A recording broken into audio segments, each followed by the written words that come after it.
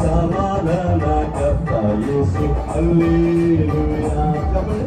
సమాధానకర్త యేసు హల్లెలూయా. యేసునందే రక్షణ మనకు. చమలతో కళ్ళు మూసుకొని ప్రభు వైపు చూస్తూ ప్రభువు కొన్ని నిమిషాలు యేసునందే రక్షణ మనకు. హల్లెలూయా.